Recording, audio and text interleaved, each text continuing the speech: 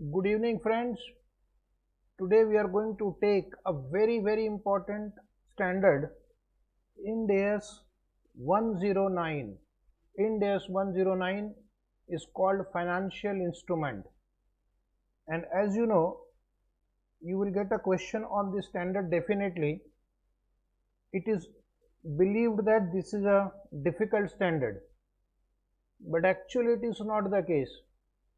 If taught properly and if learned properly, then you can make it a scoring topic.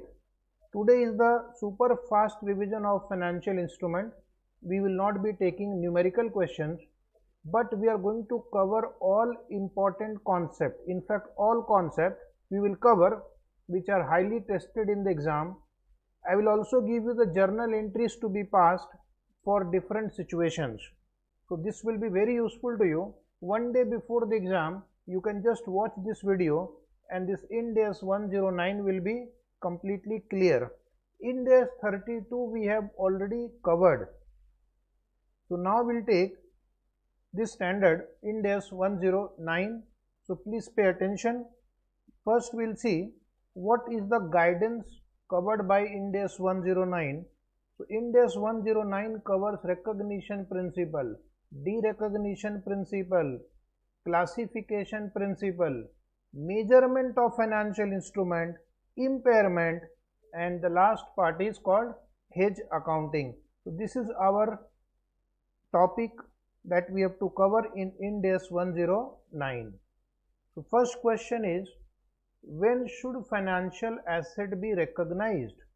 When should I bring financial asset in my book? Financial asset will be recognized in the books only and only when the entity becomes party to the contractual provision of the instrument. So that means the entity becomes a party to the contractual provision. So it is having rights and obligation under the contractual provision of the agreement, and on that date that financial asset would be recognized. In this chapter we are going to talk more about financial asset.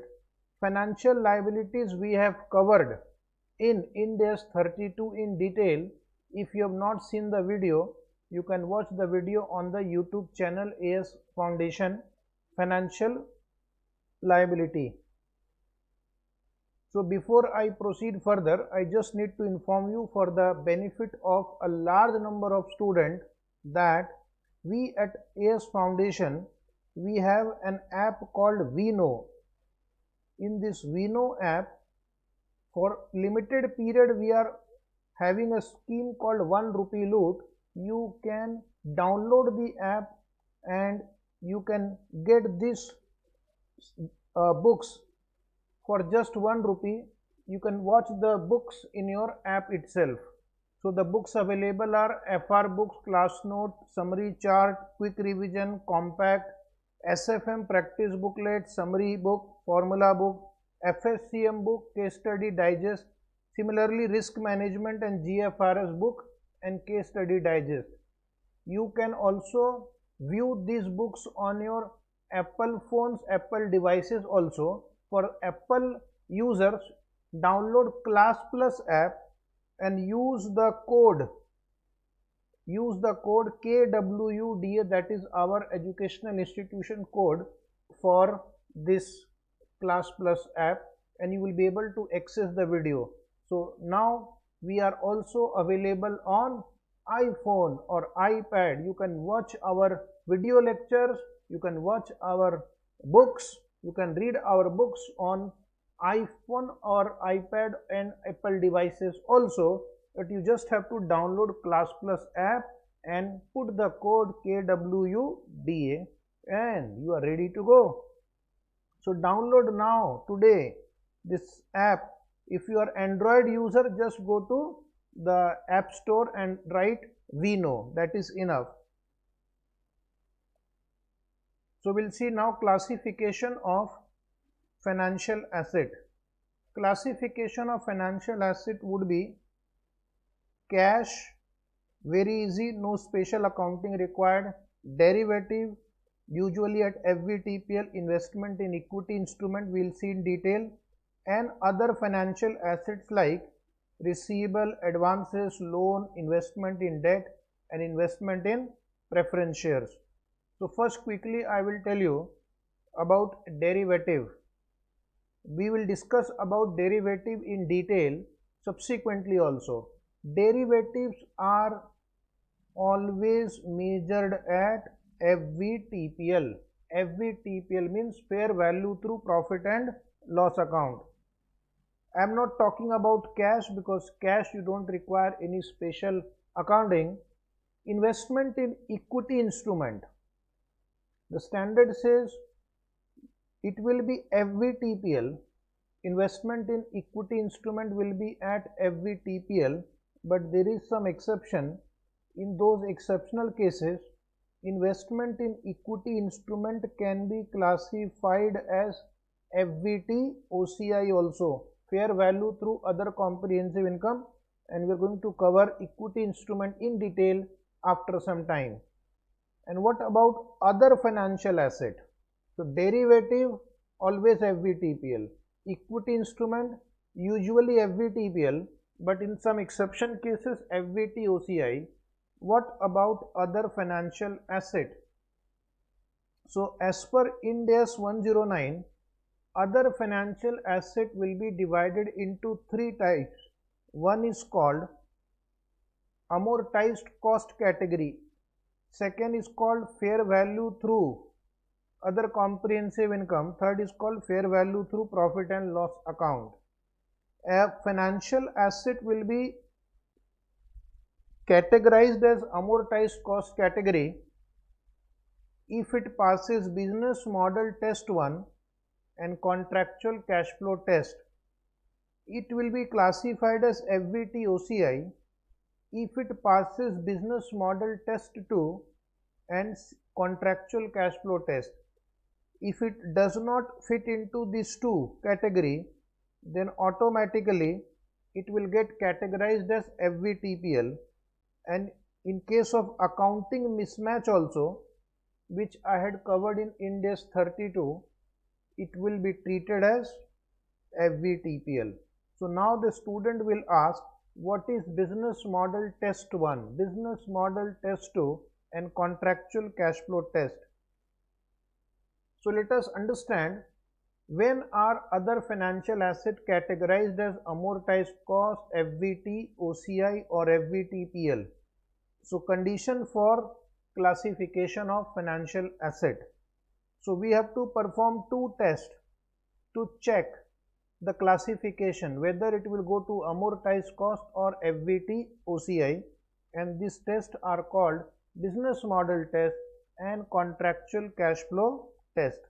Remember, this is a super fast revision, so therefore I am expecting you have read this standard once, and today we have come here for revision purpose only, so that the whole chapter goes before your eyes in just 1 hour. So first we'll see business model test. What is business model test? That means what is the policy of the company with respect to that financial asset? What is the objective of holding the financial asset? So there are two possible objectives. One is called BMT1, business model test 1. Here the objective is to obtain contractual cash flow from financial asset on the specified due dates. That means whatever interest plus principal which have been agreed upon, the objective is to collect it on those days. The objective is to receive all cash flows by holding it, not by selling it. That means you want to just hold it till maturity and get all the promised cash flow. The cash flow will be in the form of interest and principal. The second objective of holding financial asset can be to obtain contractual cash flow and by selling it also. That means you are keeping both the option open. You want to hold it also, and if need arises, if you want, you can sell it also. So there is no requirement to hold it till maturity. So if that is the objective, then we will call BMT2, business model test 2. And then the next test is called contractual cash flow test. So BMT1 plus CCFT will be amortized cost. BMT2 plus CCFT will be FVT OCI. So what is common in both? What is common in both? The common part in both is CCFT. Okay. So contractual cash flow test, under this test financial asset is analyzed to identify contractual cash flow. If financial asset is capable of generating cash flow which is solely due to principal and interest on specified period, the contractual cash flow will cover only the principal and the interest on the specified date, then we will say contractual cash flow test is satisfied. So principal and interest are generated from that financial asset on specified dates, then we will say contractual cash flow test has been passed. In case of equity share, this test will not pass because there is no contractual cash flow. In case of derivative, this test will not pass because there is no contractual cash flow. But in case of debenture and bond, this test can be passed because they generate contractual cash flow in the form of interest and principal. It means financial assets should generate only principal and interest and on the specified date. So I am going to tell you that only debt instruments are capable of meeting the contractual cash flow test, like investment in debenture, investment in bond. Derivative asset and investment in equity instrument will not be able to meet the contractual cash flow test because there is no contractual cash flow and there is no specified date also. Now next issue is measurement of financial asset and accounting treatment. So now we are entering into the main part of the standard. Up to this there was some basic discussion. Dear student, if you want to get this presentation, we have a book called FR Compact book. This FR Compact book contains the entire FR notes in simple language. The way it is appearing on the screen, it is written in the same way. You can purchase it from our website vinod.in. You can revise your entire FR in just few hours, 2-3 hours. You can go through it. It is presented in a very simple manner and you can easily read it. Readable font, student handwriting format. So I will highly recommend that you purchase this FR Compact book. This contains only theory. If you want to practice more questions, numerical question, you can purchase FR Compiler. It contains question from RTP, MTP, study material and past exam. And if you want to get summary book, chart book, so this is a chart book, summary chart book, where the all standard applicable in your syllabus is presented in the chart form. So FR summary chart you can purchase from website vinod.in. And one more book about which I will tell you later. So continue. Compact book, compiler book, summary chart you can purchase from website. Very useful book. You will not find such books in the market. It's only available on our website vinod.in. The student will now come to the discussion on the screen, measurement of financial asset and accounting treatment. So I will divide financial asset into two categories for accounting purpose. One is short term financial asset whose realization is within 12 months from the reporting date. And this discussion is not applicable for the following three items: cash, derivative and investment in equity instrument. We will discuss derivative and investment in equity instrument separately. Special treatment for derivative and equity instrument. It will cover short-term bond, short-term debenture, receivable, loans which have a maturity of less than 12 months. So what is the accounting of short-term financial asset? There are three categories possible that we have discussed already: amortized cost, FVT OCI, FVTPL.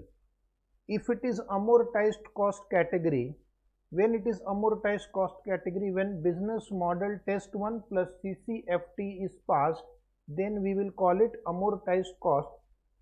On the date of purchase, initial recognition entry will be financial asset account debit to bank account, being financial asset recorded, and the amount will be equal to amount paid plus any transaction cost minus any processing fees received. Then if it is a debtor, or receivable, then the entry will be financial asset account debit to sales account, and the transaction price will be as per Ind AS 115. If it is FVT OCI instrument, same like amortized cost. If it is FVTPL instrument, in FVTPL instrument, the transaction cost is not capitalized. The transaction cost is separately charged to P&L account. Very important, it will come everywhere.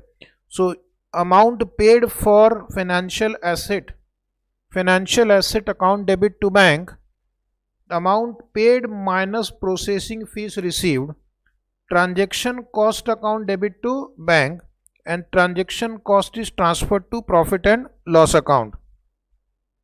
If fair value based on transaction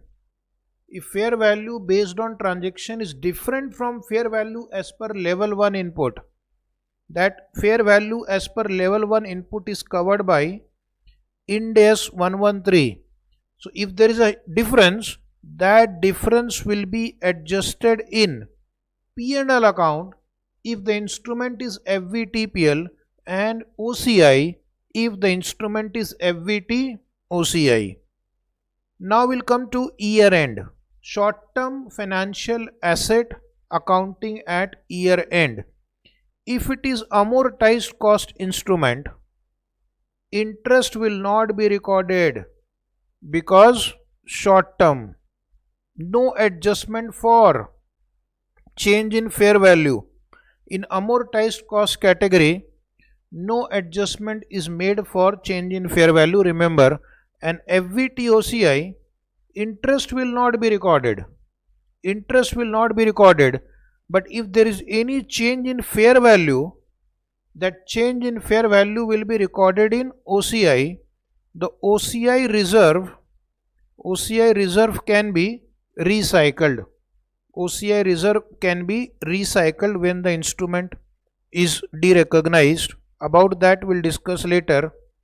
At the end of the year, fair value will be calculated without transaction cost. At the beginning I had told you, at initial recognition we take transaction cost also, but at the end of the year, the fair value will be without considering the transaction cost. And now FVTPL, at year end, interest will not be recorded because it's a short term instrument, but if there is a change in fair value, it will be routed through P&L account. At the end of the year, fair value will be calculated without considering transaction cost. Now short term financial asset on settlement, that means when we are going to settle it, and if it is an amortized cost instrument, you will receive the amount on settlement bank account debit to financial asset. If there is any difference between book value and the consideration, you will transfer it to profit and loss account. if it is FVTOCI instrument, bank to financial asset, difference will be transferred to OCI reserve and OCI reserve will be recycled to profit and loss account.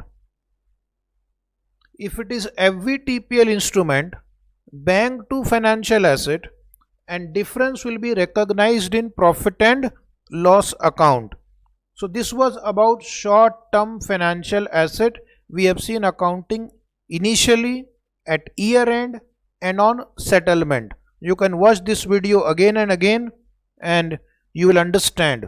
So I'll request you to watch this video one or two more times and all your concepts will be cleared.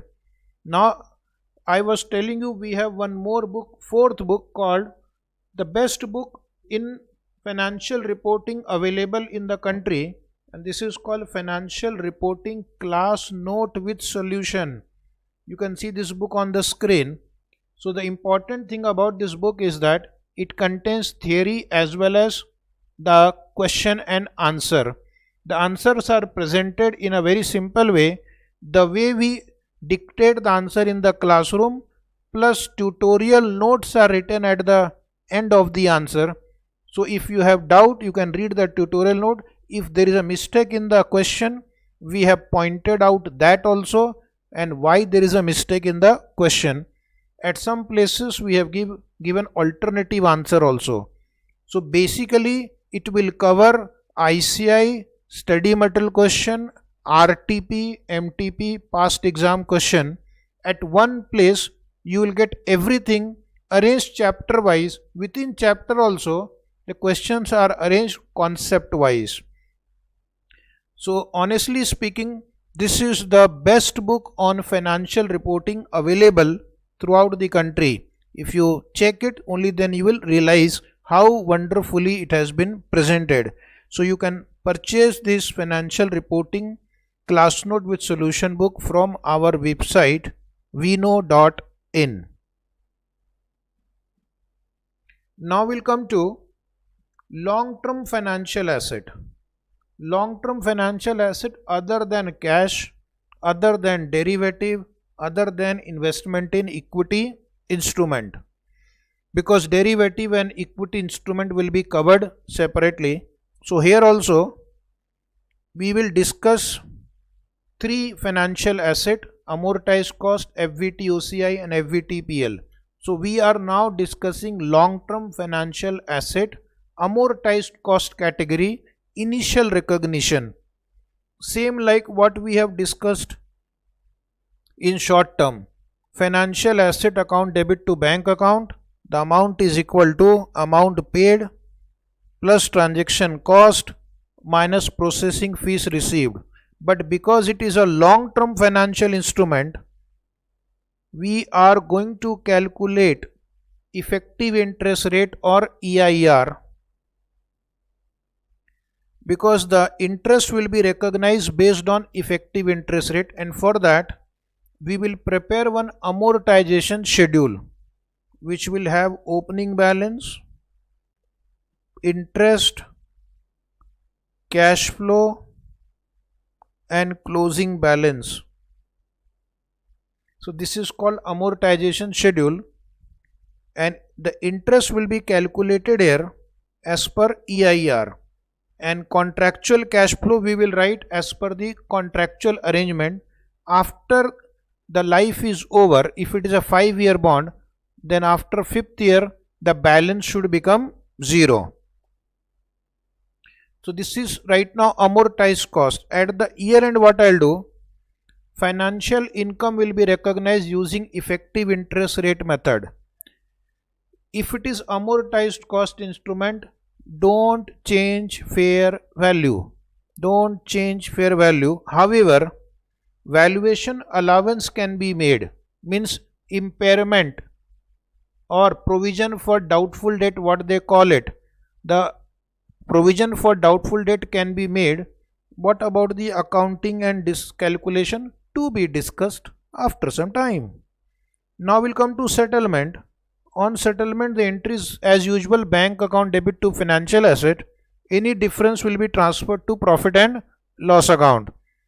long-term financial asset, which is FVT OCI category, on day 1 initial recognition, same as amortized cost. Here also we will calculate effective interest rate. Here also we will prepare amortization schedule. At the end of the year, we are going to calculate or find out fair value as per Ind AS 113. So FVT OCI instrument, we are going to recognize finance income as per effective interest method based on the amortization schedule that you have prepared, and fair value at the end of the year, fair value at the year end will be without transaction cost. Any difference between carrying amount and fair value will be transferred to OCI reserve. OCI reserve will be later on recycled to profit and loss account. And now we'll come to settlement. That is when the financial asset is to be derecognized. It is settled as usual. Entry is bank to financial asset. Any difference will be first transferred to OCI reserve. From OCI reserve, it will be recycled to profit and loss account. Now we'll come to FVTPL instrument, long-term financial asset, classified as FVTPL.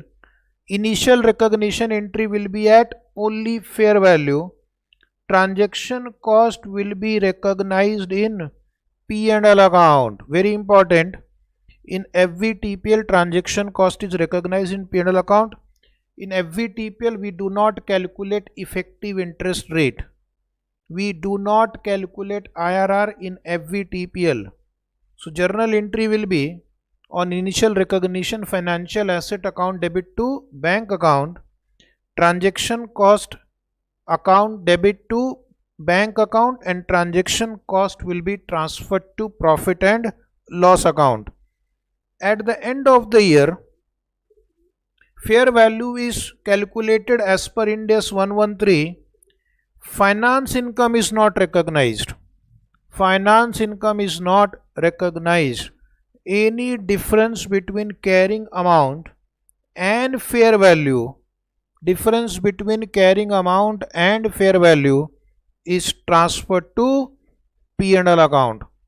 And on settlement of the financial asset, bank to financial asset, any difference is recognized in profit and loss account. So what we have covered till now, understand. First we have covered short-term financial asset. Then we have covered long-term financial asset. 3 categories we have discussed: amortized cost, FVT OCI, FVTPL. Now we are going to cover investment in equity instrument. Investment in equity instrument, that is investment in shares. Regular way of purchase. First we will cover regular way of purchase, and then we will cover other way of purchase. Regular way of purchase means they are purchased in an organized market. So what the standard says, investment in equity instrument will always be classified as FVTPL, but there are some exception. Under that we can classify it as FVT OCI. Regular way of purchase means they are purchased in regulated market or conventional market like Bombay Stock Exchange or National Stock Exchange, which is regulated, which is a conventional market. There are market timings, there are days when it is traded, there are procedure by which you buy or sell shares.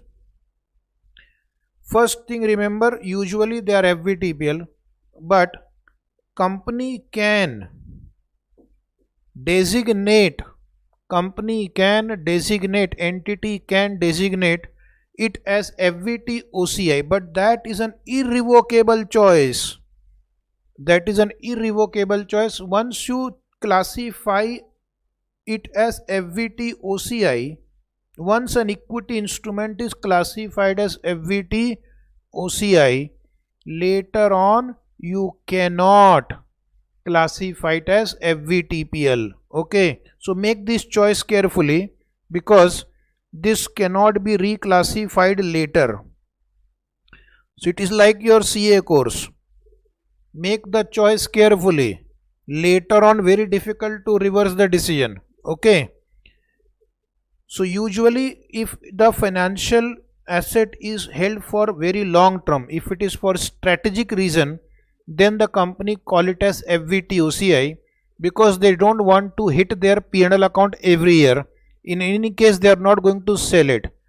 Now next is, if equity instrument is held for trading or speculation. If the objective is trading, that means buying with the objective of selling immediately and making profit, or for speculation, then you cannot classify it as FVT OCI. Such instruments are always classified as FVTPL. But if the investment is for long-term strategic purpose, it will be FVT OCI. If it is FVT OCI, the change in fair value is also recognized in OCI and subsequently it is not recycled. Very important, if the instrument is equity instrument classified as FVT OCI, subsequently the balance in OCI will not be recycled to P&L account, but it will be recycled to any other component of equity. So within the reserve it can be transferred. If equity instrument is held for trading or speculation, always FVTPL, change in fair value in P&L account, and there is no choice. There is no choice to classify it as FVT OCI. So instrument held for trading or speculation will always be FVTPL. So this was our discussion on equity instrument acquired in regular way of purchase. Then investment in other equity instrument, that is which are not traded in the organized or conventional market. Like you can acquire shares of some private company, shares of private company where there is no regulated or organized or conventional market. So what is the treatment for such other equity instrument? First of all, there is no major difference in the accounting. This will also be classified as FVTPL. Initially, it will be recognized at the amount paid, that is fair value. Transaction cost will be charged to P&L account.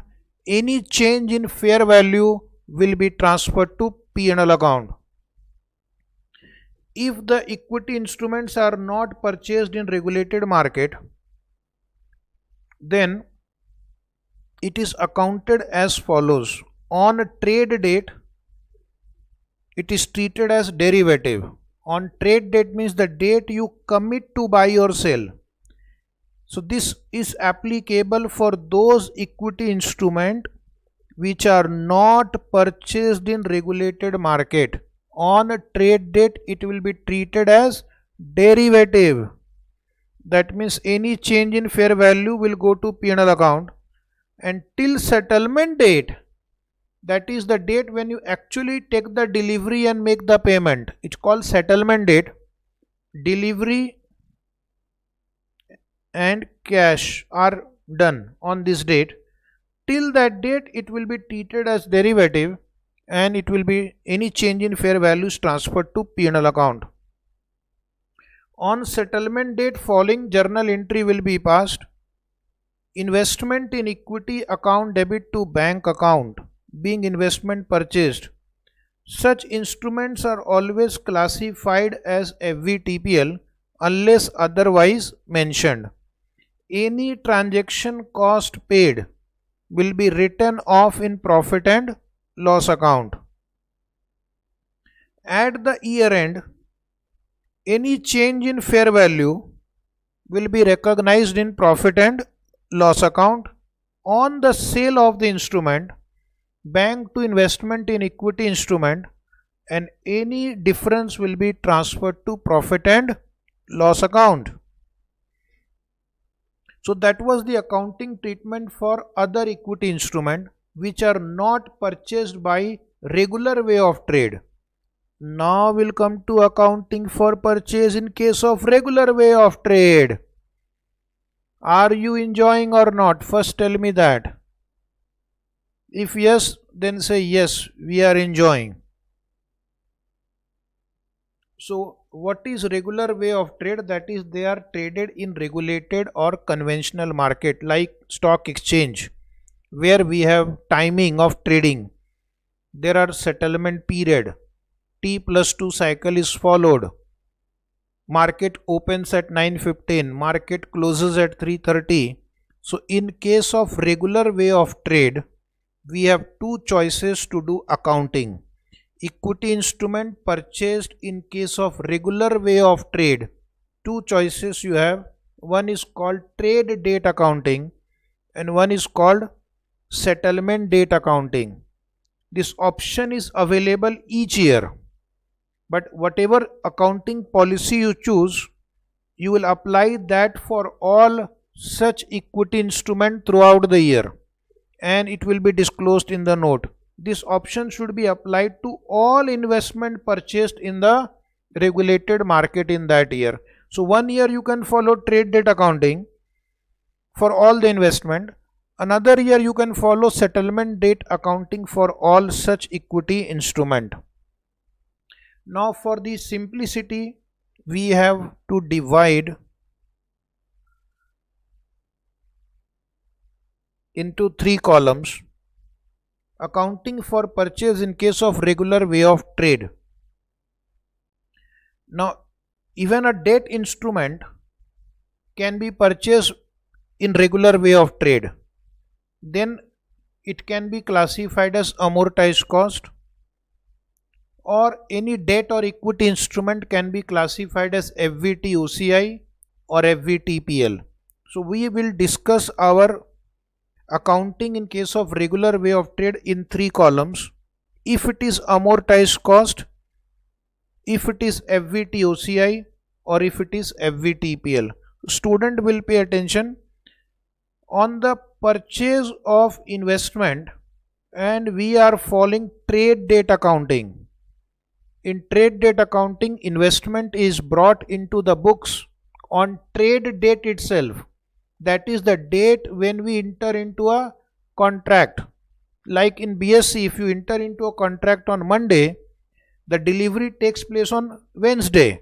So Monday will be the trade date, Wednesday would be settlement date when the shares actually reach your demat account. So entry will be amortized cost. First column amortized cost, second column FVT OCI, third column FVTPL. Financial asset account debit to broker account, and the amount is equal to amount paid plus transaction cost.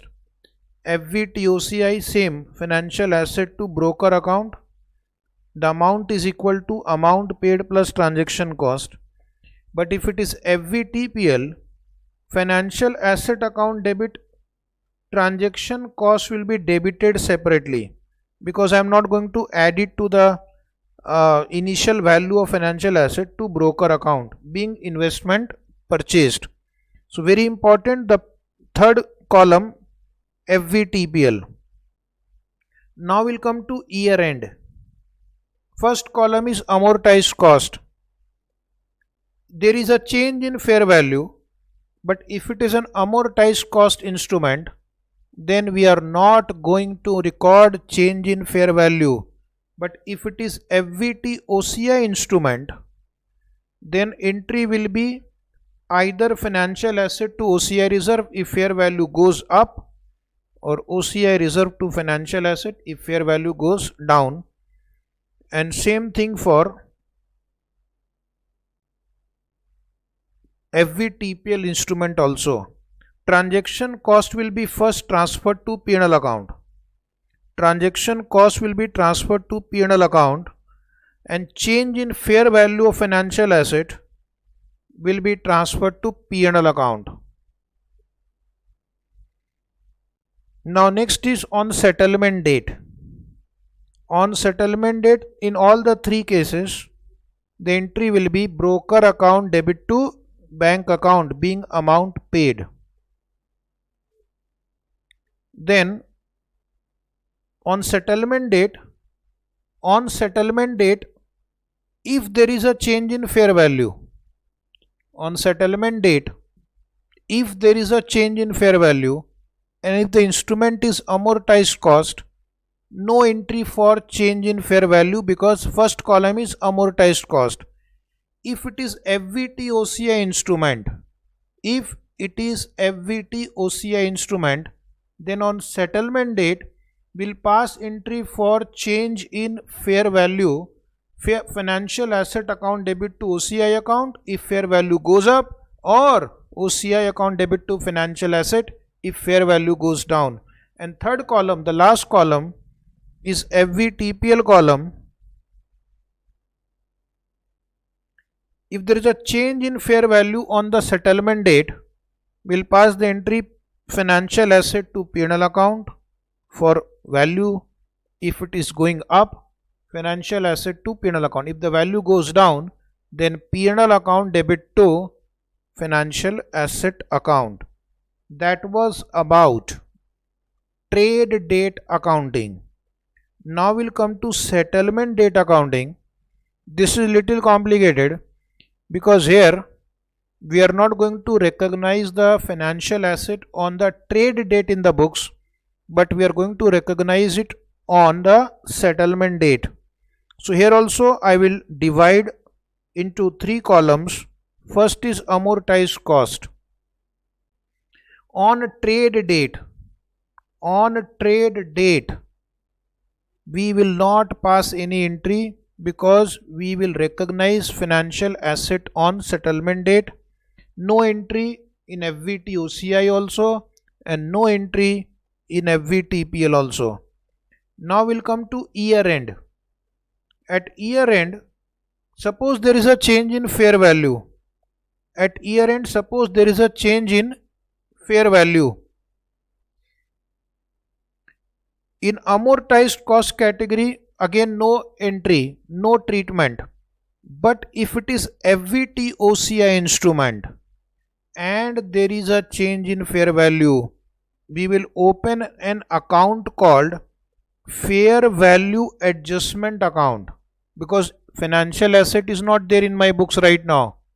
So temporarily we will open an account called fair value adjustment account to OCI reserve account. And if it is FVTPL instrument, we will pass an entry fair value adjustment account to P&L account if the value of the investment goes up. If the value of the investment goes down, we will reverse the entry. If the value of the asset goes down, in the second and third category, we will reverse the entry OCI reserve to fair value adjustment. Here P&L account to fair value adjustment. Next is settlement date. On settlement date, amortized cost category, entry will be financial asset account debit to bank, amount paid plus transaction cost. But if it is FVT OCI instrument, then financial asset account debit. Remember, we have created one account called fair value adjustment account to fair value adjustment account. That fair value adjustment account will close. Financial asset will be recorded at fair value. Any payment made to bank account and to OCI reserve balancing figure. And if it is a FVTPL instrument, then financial asset account debit at fair value to fair value adjustment account to bank account, and any difference on settlement date, the balancing figure will be transferred to profit and loss account. Now we'll have one important discussion which usually they don't cover in the study material properly or in the notes, is investment in bonds in foreign currency. What is the issue involved? The issue involved is two standards will become applicable here. One is Ind AS 109, because it is investment in bond, so it will be categorized as either amortized cost or FVTOCI or FVTPL. So whatever we have learnt will be applicable, but it is also a bond in foreign currency. So Ind AS 21 will also apply because it's a monetary item, and therefore we will have to revalue the investment using the closing exchange rate. So the question is, how much difference will go to the P&L account under Ind AS 21 as exchange difference, and how much difference will be recognized as per Ind AS 109. So let us see. Very important tick mark. If they ask you a question on this, you have to be prepared in advance, otherwise you will not be able to solve it. Okay, many students are not able to understand this. What is this question? Such bonds can be foreign currency convertible bond or any bond in foreign exchange. If these investments are recorded at FVTPL or FVTOCI, so here we have one more challenge. We will have to measure the fair value.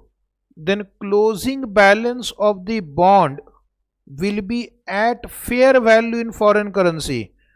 So first calculate fair value in foreign currency, and then you convert into presentation currency by applying the closing rate. So in case of FVTPL or FVTOCI foreign currency bond, fair value will be calculated in foreign currency first, then multiplied by closing rate to convert into presentation currency. Then you calculate the closing balance at book value using closing date exchange rate. Closing balance at book value using closing date exchange rate. Difference is transferred to exchange difference. Difference transferred to exchange difference to be transferred to P&L account.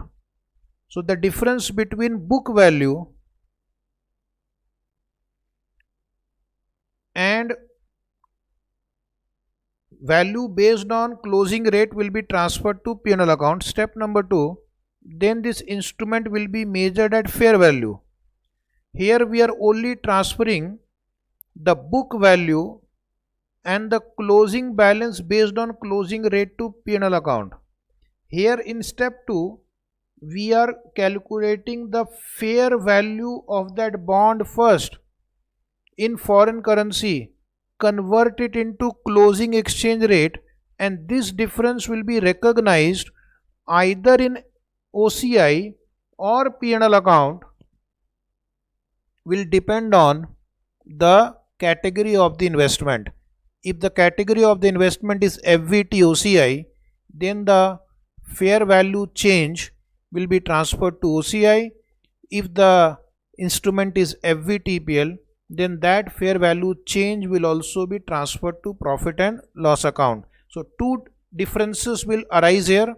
One difference is because of exchange difference under Ind AS 21, and the other difference is due to change in fair value. The exchange difference part will always go to profit and loss account. The fair value part will go to OCI or P&L account depending on classification. In our notes, we have a question on this where we have solved a problem by using all three categories, and that will help you to understand. Right now we will not be able to take the numerical question. It will take a lot of time, but requesting you to read from our class notebook or our compiler, you will find that question. Now the next part is special cases of advances which are at off market terms. That means which are not at normal commercial terms. And what are the questions they usually ask? This is a highly tested area in the exam, staff advance. Another area which they will test in the coming exam is security deposit. Third is loan between parent and subsidiary, which is either without interest or at a lower interest, and other loans which are at off market terms. So first today we'll see staff advances. A company gives loan or advance to the staff either at zero interest or at a very low rate of interest. Somewhere in that there is a employee compensation cost involved.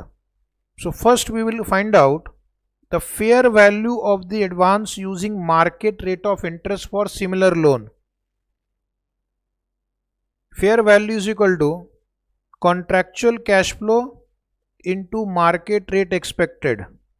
So suppose this comes to 8 lakh rupees, fair value comes to 8 lakh, and then we'll see how much was the loan actually paid, 10 lakh minus any fair value 8 lakh. The difference will be treated as staff cost. The difference will be treated as staff cost. If the amount given as advance to staff is more than the fair value or the present value using market rate, the difference is treated as staff cost. The staff cost, what is the further treatment of that? Any excess amount paid will be transferred to P&L account if service condition does not exist. If there is no service condition, employee is not required to complete any service condition, then in that case you transfer it to P&L account. But if there is a service condition, then it will be treated as a prepaid staff advance. If there is any service condition like he has to complete 3 year or 6 year, it will be treated as a prepaid staff advance and it will be written off, amortized over the service condition in SLM method. So the entry will be employee benefit expense account debit to prepaid staff advance account. Every year you will have to write off that prepaid staff advance. Now the student has a query here, what are we supposed to assume? Because the institute does not mention whether service condition exists or not. So whatever you want to do, then you have to write an assumption. If time permits, then you can write both the answers. But I am sure you won't have time. So it is better to write a note and solve the problem. Sometime employee contractual cash flow may be realized by way of adjustment in salary package.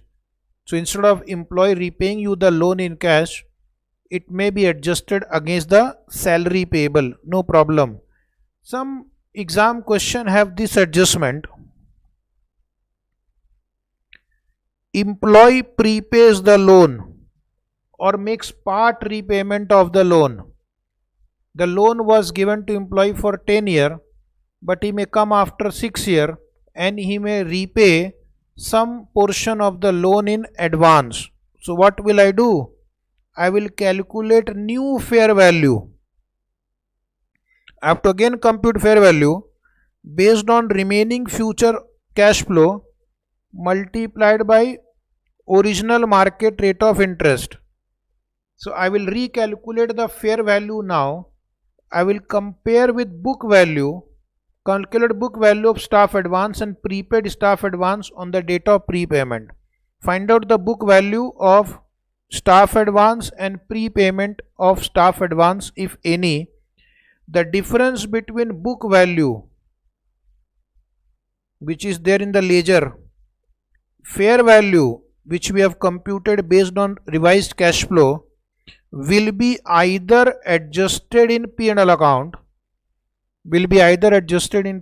if no service condition exists, or will be adjusted in prepaid staff advance account if service condition exists. So this portion is very important. Please watch it again in your free time and a day before the exam. Amortization of staff advance will be on prospective basis. So whatever balance remains in the prepaid staff advance account, that will be adjusted prospectively.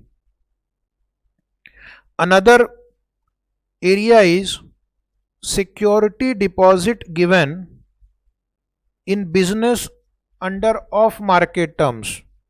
Usually you will find, let us say you have taken a premise on lease, so you are required to give security deposit which will be refunded to you, let us say after 5 years, once the lease period is over, and usually either it is interest free or very low interest is paid on that security deposit. So the standard is very smart.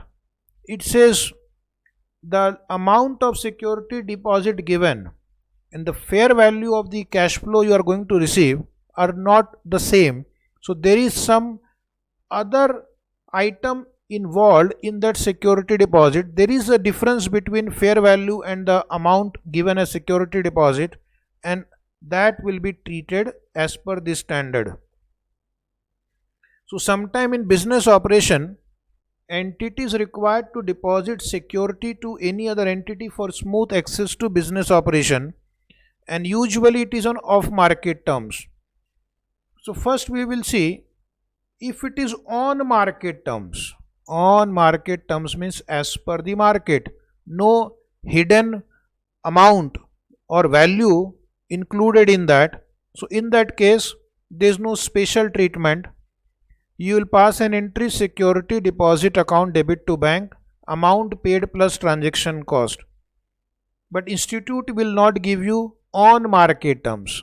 They have to extract money from you, so they will give you question which will have off market terms, which means first you will have to compute fair value of the security deposit using market rate of interest and agreed contractual cash flow.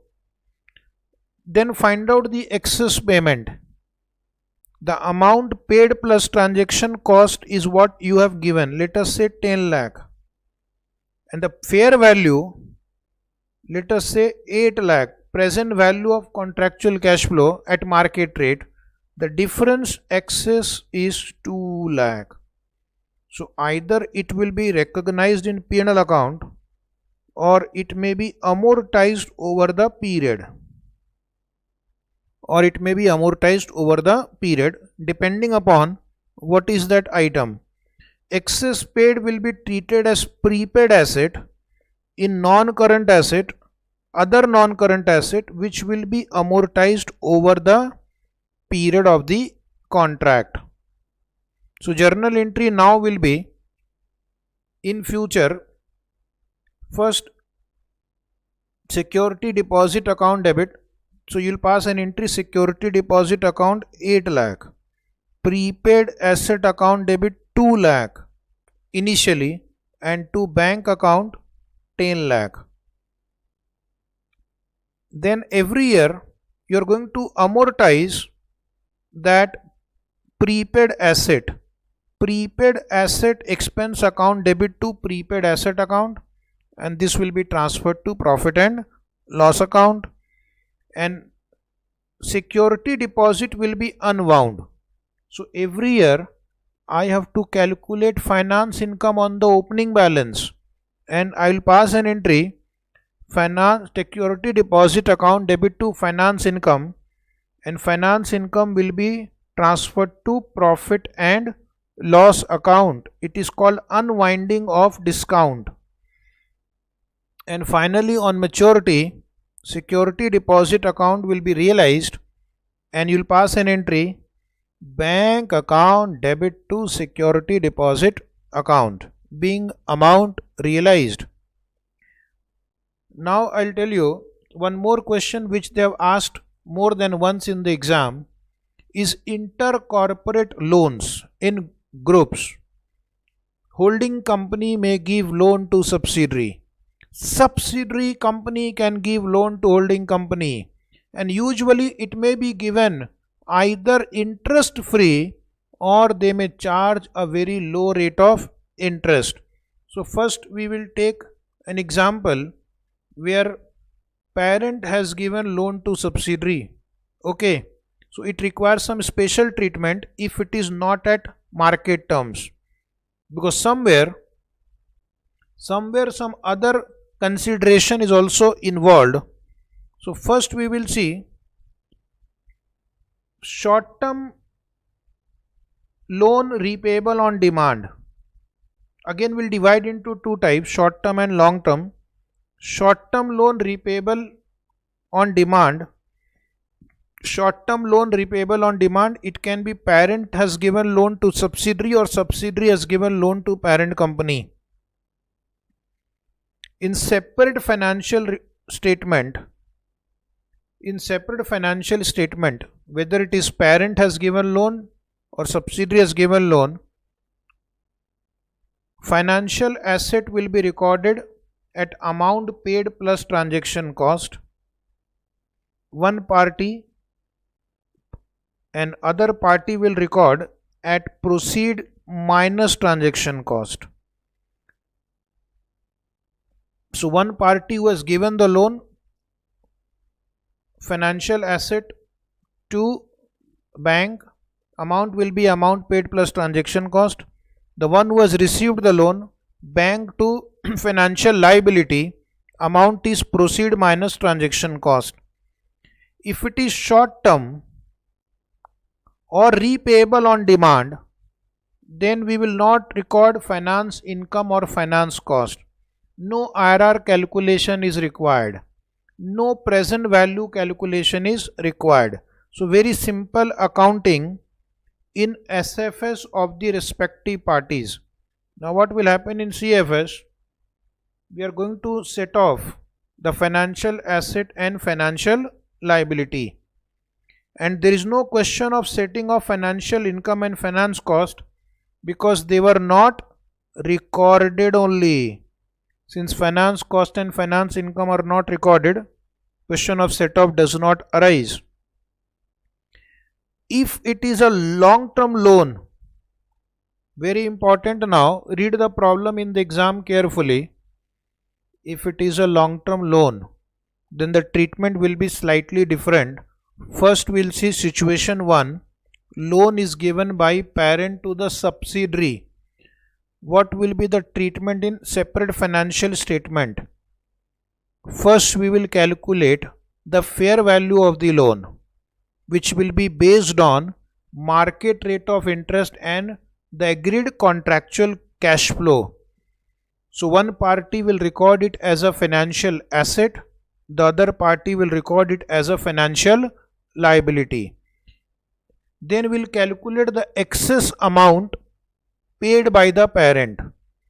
Excess amount paid by the parent will be treated as investment in subsidiary. How do you calculate that? So we'll first find out how much was the amount paid plus transaction cost, and I will deduct the fair value as we have computed above. The difference excess paid in the books of parent will be treated as investment in subsidiary. What about subsidiary? Subsidiary has received the excess. So first subsidiary will calculate proceed minus transaction cost minus fair value as per step 1. So subsidiary will treat the excess amount as equity contribution by the parent. Very interesting. Parent will show excess amount as investment in subsidiary. Subsidiary will show equity contribution from parent in the separate financial statement. Then over a period of time, the loan will be unwound in the books of parent and subsidiary. Now we'll come to CFS. In CFS what happens? One party is showing financial asset, one party is showing financial liability. So the financial asset loan and financial liability loan will be set off. Similarly, in the P&L account, one party is showing financial income, the other party is showing financial expense, we will set off, and one party is showing investment in subsidiary, other party showing equity contribution from parent, this will also be eliminated in the CFS. Now you will ask, what about loan by subsidiary to parent? So subsidiary has given loan to parent at off market term, below market rate of interest. So step 1 will be same. We'll calculate the fair value of the loan using market rate of interest and contractual cash flow, and will be recorded as financial asset or financial liability. Then we'll calculate excess amount received by the parent. The excess amount received by the parent will be treated as dividend from subsidiary. And how do you compute it? Amount received, you just make it minus transaction cost minus fair value. The difference is excess amount. Parent will call it as a dividend received from subsidiary, because subsidiary can give dividend to the parent by charging lower rate of interest. And what about subsidiary? Subsidiary will show it as a dividend payment to the parent. Amount paid plus transaction cost is paid by subsidiary minus fair value of the loan. The difference is called dividend paid by subsidiary to parent. And then over the period of loan, the loan will be unwound in the books of parent and subsidiary. Parent will show finance cost, subsidiary will show finance income. Then will you prepare the CFS. Financial asset and financial liability will be eliminated, will be set off, cancelled. Finance income and finance cost in P&L account will be eliminated. And similarly, the dividend paid and dividend received will be eliminated. Now next case is called ease of payment. Ease of payment means there is no date fixed when the payment will be made. So that may be between parent and subsidiary. Parent can give loan, subsidiary can give loan, or sometimes a shareholder can give loan to the company without any repayment date fixed in the contract. Then such loan will be treated as long term in nature. Such loan, which includes ease of payment, will be treated as long term in nature. This was asked in the exam also, and this you will find in our class notes also. Highly tested in the exam, and we have already discussed the accounting treatment in case of long term loan which are off market terms. Sometimes a shareholder can give loan to the company at off market terms. Then that shareholder will recognize it as investment in the entity, and entity which is receiving loan from the shareholder below market rate, that entity will recognize it as an equity contribution by the shareholder. So today we are going to stop here. We will take the lecture remaining part of this Ind AS 109 on some other day. We will announce it on our YouTube channel and our other social media. Kindly subscribe to the YouTube channel now. Keep the notification on so that you will get to know when the second part will come. So thank you very much for watching our video. Like it, share it with your friend. I have put all my heart and soul in preparing this lecture in a very simplified manner. You can compare with any other notes or teacher, and you will find they are really presented in a very simple manner. So thank you again. See you again. Bye bye.